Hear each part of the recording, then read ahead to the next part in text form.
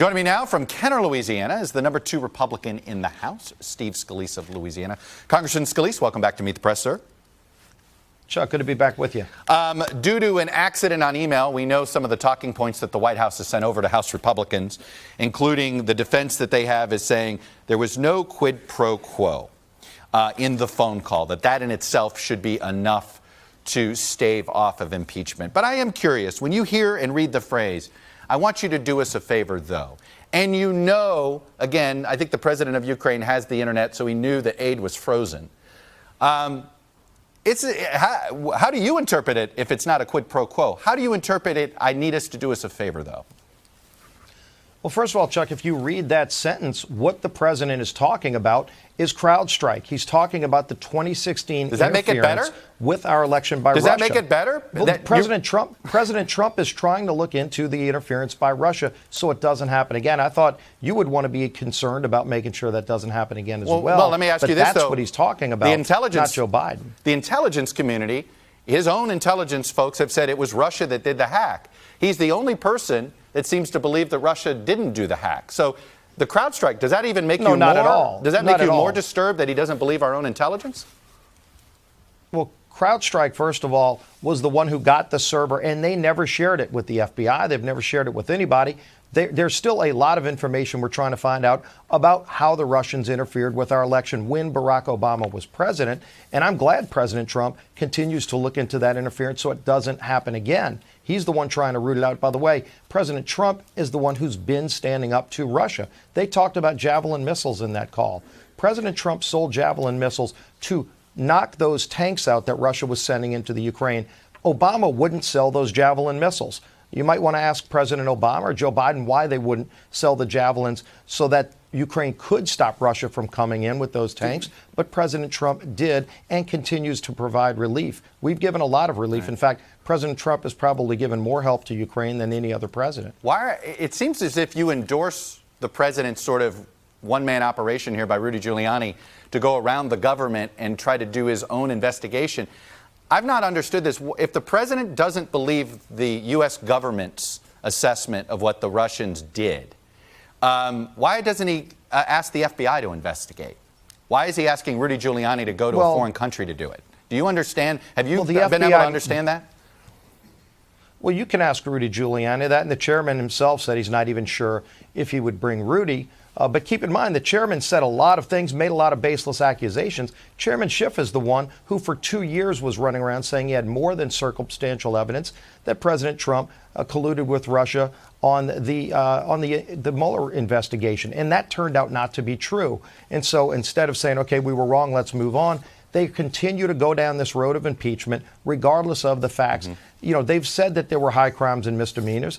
The actual author of the articles of impeachment just recently, a few days ago, said that if they don't impeach President Trump, he might get reelected. He will get reelected, is what he said. The framers did not put the power of impeachment in the Constitution so that you could stop somebody from getting elected who was duly elected in 2016. It's a high crime and misdemeanor standard, and they should take that with the respect that it deserves. Let me take the word impeachment out of this. Given what Rudy Giuliani was doing or was not doing, we don't know. Given what the president may have meant with, I would like you to do us a favor, though, but we don't know. Is this not worthy of congressional oversight? Is this not worthy of an investigation? Do you want to know what it is that Rudy Giuliani was doing sort of either on his own or against the wishes of some people in the government? Is this not worthy of an investigation? Again, skip the impeachment part for a second. Well, they've been investigating President Trump for over 2 years and the entire way making baseless allegations. Speaker Pelosi, the day before the transcript came out, was saying that there was going to show that the president broke the law. And then they didn't have any quid pro quo, all of the things that they were saying. They're investigating everything.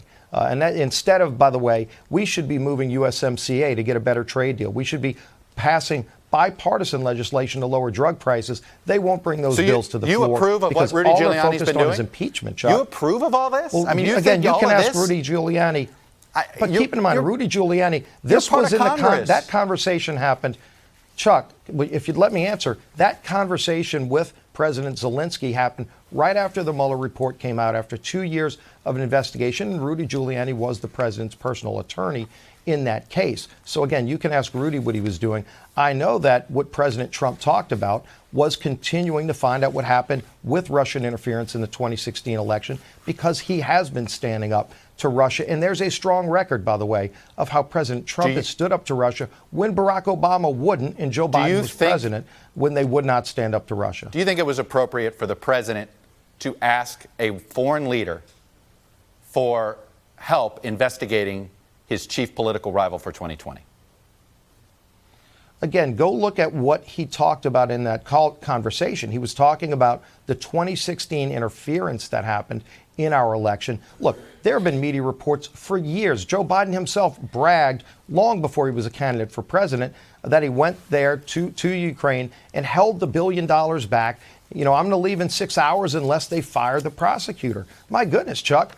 A lot of people have been asking for that to be investigated for Congressman, years, you know the reality behind it. You know the truth behind that. Why are you putting it out there as if it's oh my gosh, we have no idea what he was talking about then? I mean, you're taking something that actually happened, that the entire Western Alliance supported.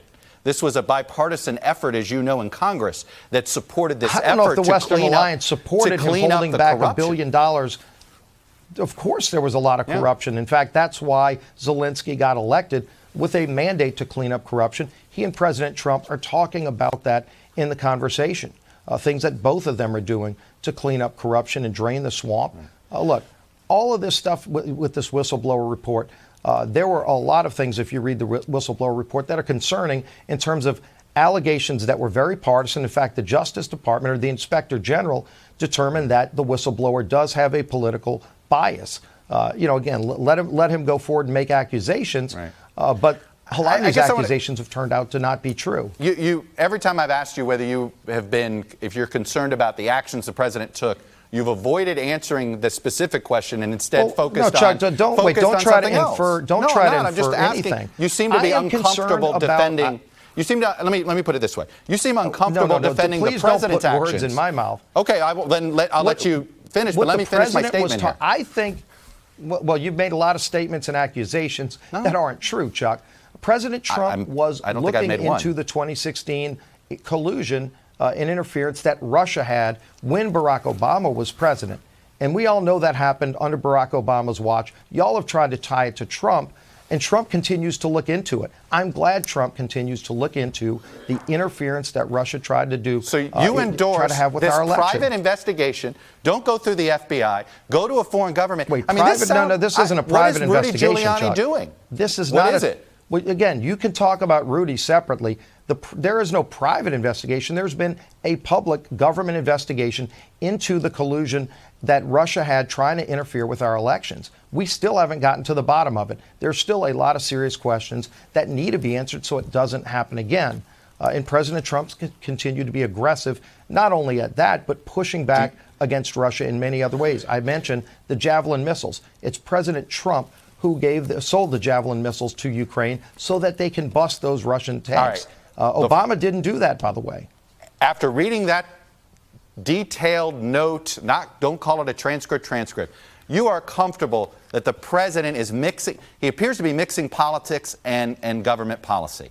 Does he not? Do you not see that in there? That is, Russian interference with our election. It might be politics because it was the 2016 election, but it was a foreign government trying to interfere with our election. He's trafficking in a conspiracy theory. Yes, and in fact, he's saying it's not. He seems to be doing a Russian propaganda thing with saying it's the Ukrainians with the server with the candlestick or something. It sounds like you're reading a lot of these Democrat talking points. The people that have been saying for years that the president was involved in all these other things, and then none of it turned out to be true. The Mueller investigation was their ticket to impeachment.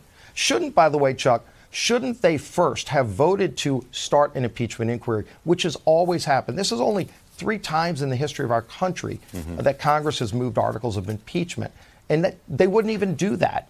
It's like they're trying to shield their members from voting on this while they continue to go down the drumbeat of impeachment. Because as the author of impeachment article said, He's concerned that the president will get reelected. That's Okay. not why you impeach a president. We've got an election next year to deal with that. Congressman Scalise, I will leave it there, the number 2 in the House. Thanks for coming on and sharing your views. Much appreciated. Good to be with you. Hey, NBC News fans, thanks for checking out our YouTube channel. Subscribe by clicking on that button down here, and then click on any of the videos over here to watch the latest interviews, show highlights, and digital exclusives.